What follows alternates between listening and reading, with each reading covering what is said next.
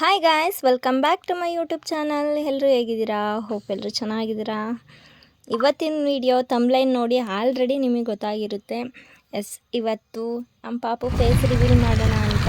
ಅವಳಿಗೆ 4 months complete ಆಗಿ 5 ಮಂತ್ಸ್ಗೆ ಕಾಲಿಡ್ತಾ ಇದ್ದಾಳೆ. ಸೊ ನಮಗಂತೂ ಫುಲ್ ಹ್ಯಾಪಿ, ಯಾಕಂದರೆ ಎಷ್ಟು ಬೇಗ ಟೈಮ್ ಹೋಯ್ತು ಅನ್ನೋದೇ ಗೊತ್ತಾಗ್ತಿಲ್ಲ.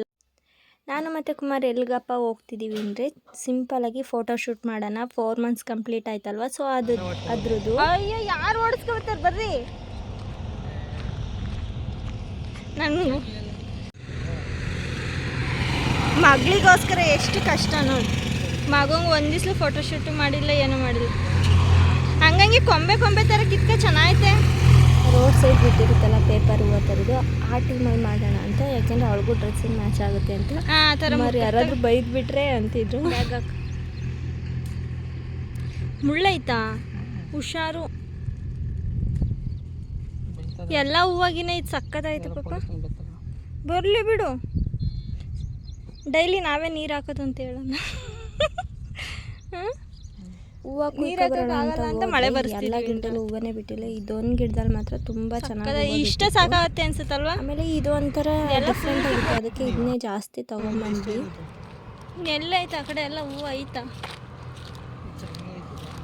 ನಮ್ಮ ಮನೆಯವರಂತೂ ಫುಲ್ ಭಯ ಪಡ್ತಾರೆ ಗೈಸ್. ನೋಡಿ ಎಷ್ಟಾಯ್ತು ತೋರಿಸ್ರಿ.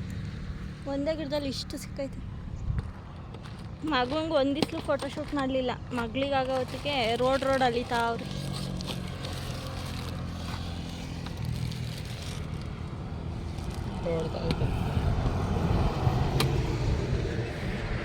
ಹೂವನೇ ಇಲ್ಲ.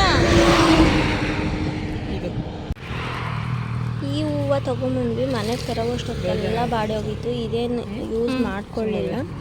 ಆ ಜೊತೆ ಕಿತ್ಕೊಂಡ್ಬಂದಿದ್ದು ಹೂವನೇ ಸಾಕಾಯಿತು. ಅದೊಂಥರ ಚೆನ್ನಾಗಿತ್ತು. ಸಾಫ್ಟ್ ಇರೋದ್ರಿಂದ ಬೇಗ ಬಾಡೋಗುತ್ತೆ. ವೇಸ್ಟ್ ಮಾಡಬಾರ್ದು. ಕಣ್ಣಿಗೆ ನೋಡೋಕೆ ತಂಪಾಗಿರಲಿ ಅಂತನಾ? ಹಾಂ,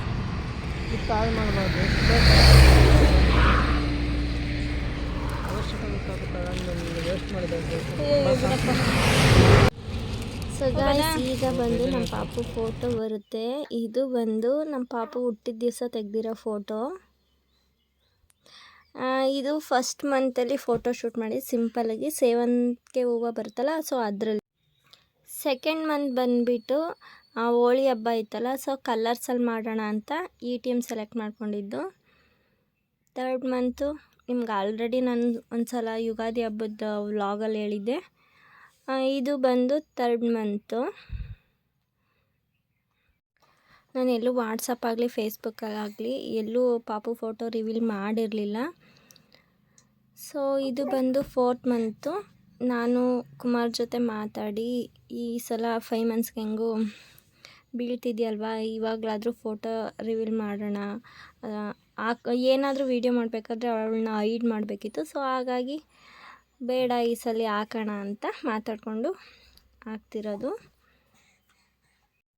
ಸೊ ಗಾಯ್ಸ್, ಪಾಪು ಯಾವ ರೀತಿ ಇದ್ದಾಳೆ, ಐ ಮೀನ್ ನನ್ನ ಥರ ಇದ್ದಾಳ, ಕುಮಾರ್ ಥರ ಇದ್ದಾಳ, ಯಾರ ಥರ ಇದ್ದಾರೆ ಅಂತ ಕಮೆಂಟ್ ಮಾಡಿ.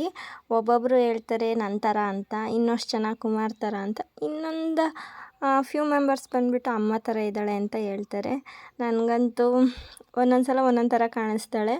ಸೊ ಫ್ರೆಂಡ್ಸ್, ನಿಮ್ಗೆ ಯಾವ ಥರ ಅಂತ ಅನ್ನಿಸ್ತು ಅಂತ ಕಮೆಂಟ್ ಮಾಡಿ. ಓಕೆ, ನೆಕ್ಸ್ಟ್ ವೀಡಿಯೋನಲ್ಲಿ ಸಿಗ್ತೀನಿ.